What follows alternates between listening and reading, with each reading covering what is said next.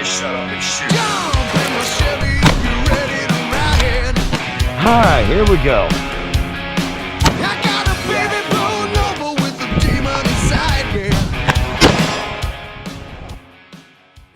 Straight Shooter Coffee, the official coffee of Therapyrange.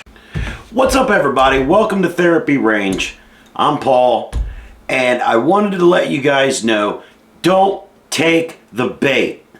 But before I get into what I'm talking about, I want you to make sure and go over and check out patriotshit.com. They make fine moral patches, American made, American sourced, and most of the designs available on the website are 100% in-house, and you won't find them anywhere else. Why should you not take the bait? I'm talking about the ATF's new pistol brace rule. What the fuck are you talking about, Paul? Why are you still digging on this? Well, because it's important, alright? Because I know that the majority of the population wants to be in compliance with what they think is federal law.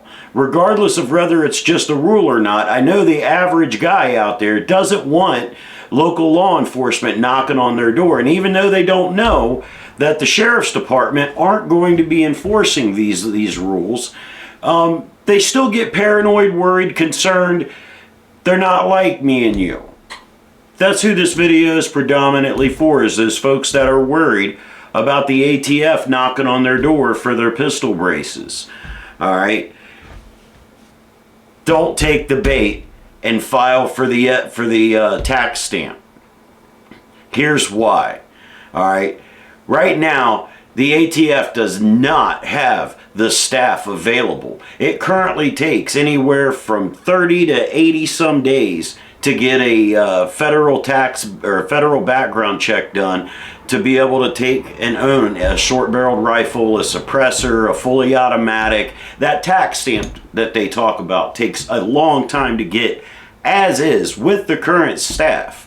And the rule is that if you submit that form, and if they don't return it or approve it or deny it within 88 days, it's an automatic rejection. Unlike the NICS background check, when you do a background check for an SBR, a full auto, a silencer, anything of that nature that's on the NFA, if you don't get a response back in 88 days, it's an automatic disqualification. So if you file to get your tax stamp to have an SBR, and 14 million Americans dump all these applications in all at once on a system that can barely get them past and the time frame that they have already, there's going to be a whole lot of people that are going to find themselves getting rejected just simply because the ATF couldn't process their forms fast enough. And get him, Bruce. The ATF has set this up to where they have it's called enforcement discretion. They can enforce this at their discretion.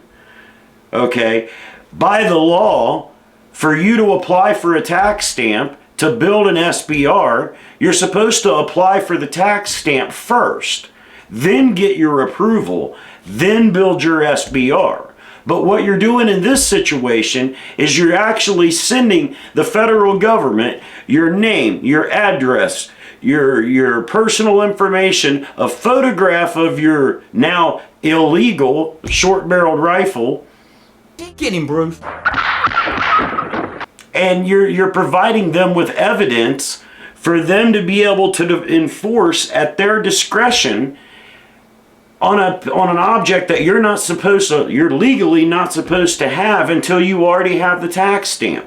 So by simply filling out this form and sending it into them, they could use their enforcement discretion to prosecute you for admitting to having an illegally configured weapon without a tax stamp. Don't fall into the trap. It is a trap, guys. These MFers are out to get us. They want you to make a mistake. It's a rule, not a law. It's not enforceable.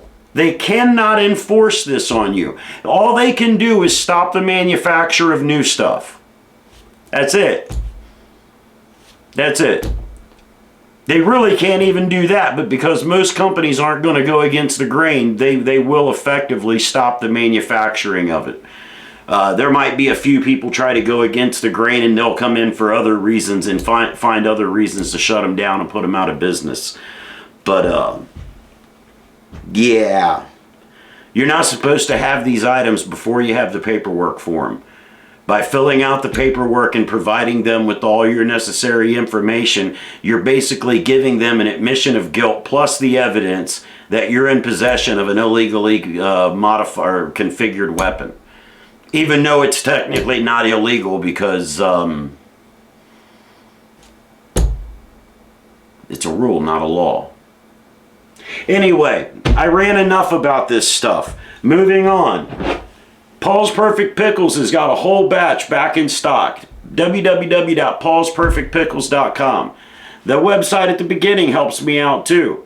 Check out my brothers in arms here on Rumble.